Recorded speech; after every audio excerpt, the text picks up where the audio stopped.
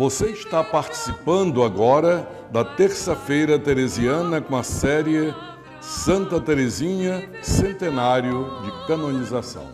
No episódio passado, amigos, amigas, que nos dão alegria de continuar, mesmo depois do dia do centenário de canonização, a percorrer conosco esse itinerário teresiano que quero levar até o dezembro deste ano, permitindo assim um conhecimento mais amplo daquela que, sendo chamada Florzinha do Carmelo, continua vigorosa, exalando o seu perfume de santidade e o seu testemunho de intercessão pelo mundo inteiro.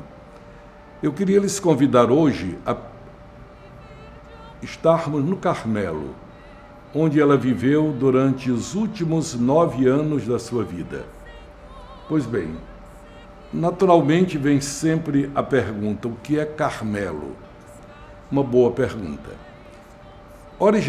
Originalmente, o Carmelo é uma montanha na Terra Santa, na terra de Israel, onde Jesus viveu, uma terra fértil que fica defronte do mar Adriático, e ali tem uma tradição, com razões históricas, de que o profeta Elias se refugiou em grutas do Monte Carmelo, fugindo da perseguição de Jezabel, a rainha pagã, que queria então matá-lo. De sorte que o Monte Carmelo se tornou o local da fidelidade a Deus, o local da contemplação, o local da oração. E por isso, aí pelo século XII, mais ou menos, um grupo de homens de origem espanhola se reuniu ali no Monte Carmelo e começaram então um grupo a procurar a espiritualidade do profeta Elias na contemplação, na meditação, e se colocaram sob o manto da Virgem Maria para viver esse estilo de vida. Aí surgiu a Ordem dos Carmelitas, com São Simão Stock, e mais tarde também o ramo feminino. Então, cada convento desta ordem, Nossa Senhora do Monte Carmelo, que se funda, traz esse nome Carmelo em homenagem a esse local na Terra Santa, onde o profeta Elias esteve, onde defendeu a fé no verdadeiro Deus, e ainda hoje é um local belo, na primavera com muitas flores, e no outono com muitos frutos, e simboliza mesmo a fertilidade da vida em Deus, que é sempre abundante e fértil. Pois bem, então, dito isso, a gente entende agora que o Carmelo é um convento das monjas carmelitas ou dos monges carmelitas que seguem esta regra de São Simão Stock, inspirados na espiritualidade do profeta Elias. O Brasil tem mais de 50 Carmelos. É a ordem religiosa contemplativa que tem maior número de conventos no nosso país. Também aqui em Teresina, de onde estou falando, nós temos a graça de ter um Carmelo, que já tem quase 40 anos de fundação. E um Carmelo florescente, com vocações sempre novas, com 22 monjas no Carmelo, uma construção simples, austera, e que as irmãs vivem esse ideal da vida carmelitana. Agora, esse Carmelo de Lisieux, onde Santa Teresinha viveu, qual a história dele?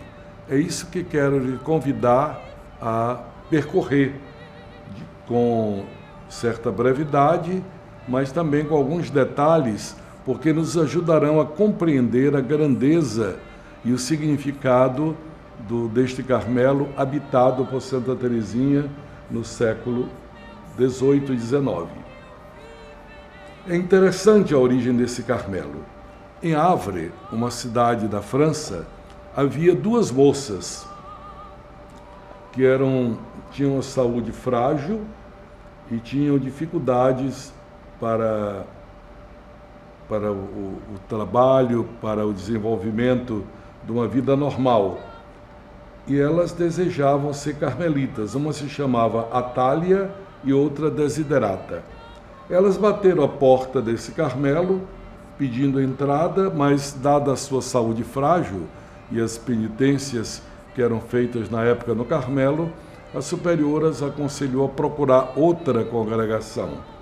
Mas elas desejavam muito que fosse o Carmelo e não outro convento. Mas como os planos de Deus se cumprem apesar das situações humanas, depois elas bateram a porta de 4 Carmelos e finalmente elas tiveram acolhida no Carmelo de Poitiers. É uma cidade também francesa, que não fica muito longe de Lisieux.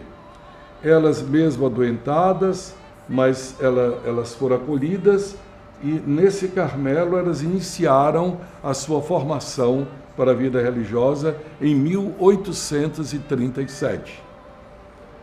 Aos 15 de março de 1838, elas chegaram, essas duas moças, que tinham essa persistência de entrar no Carmelo, chegaram a Lisieux, acompanhadas da priora amada Elizabeth, já idosa com 62 anos, a subpriora irmã Genoveva com 33 anos e 3 jovens, essas duas a que me referi, e mais uma, irmã São João da Cruz, que queria então fazer parte do grupo.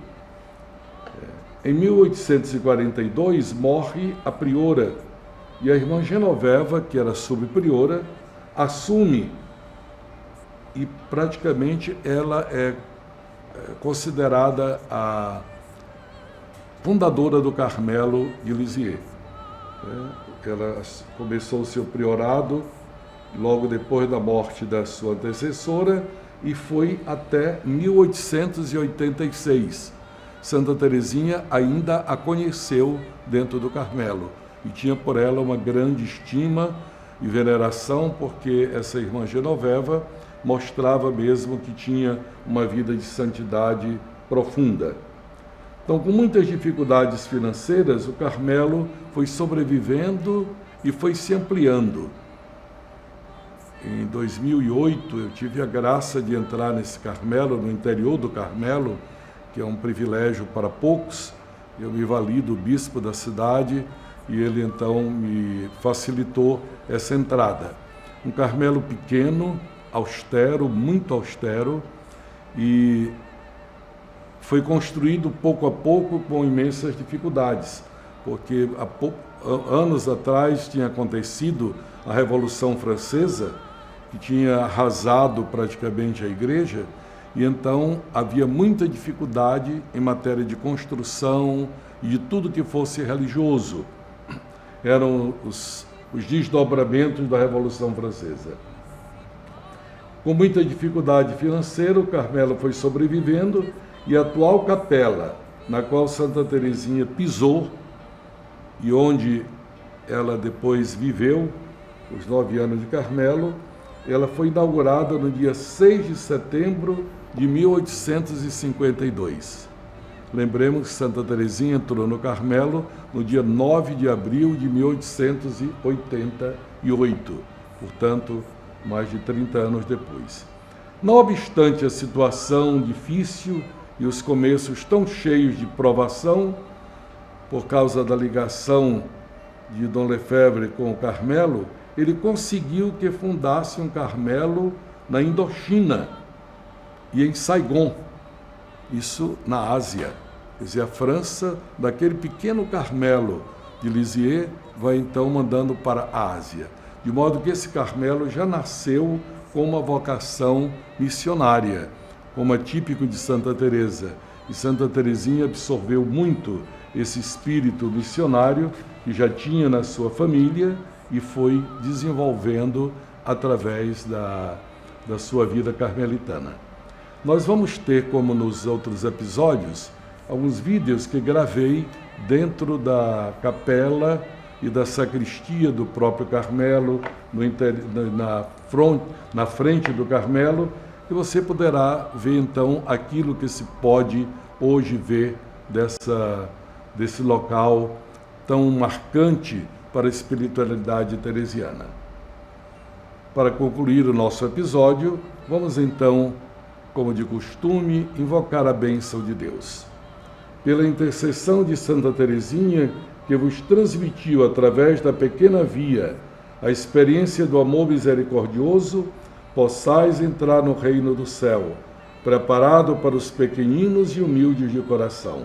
Em nome do Pai, do Filho e do Espírito Santo. Amém.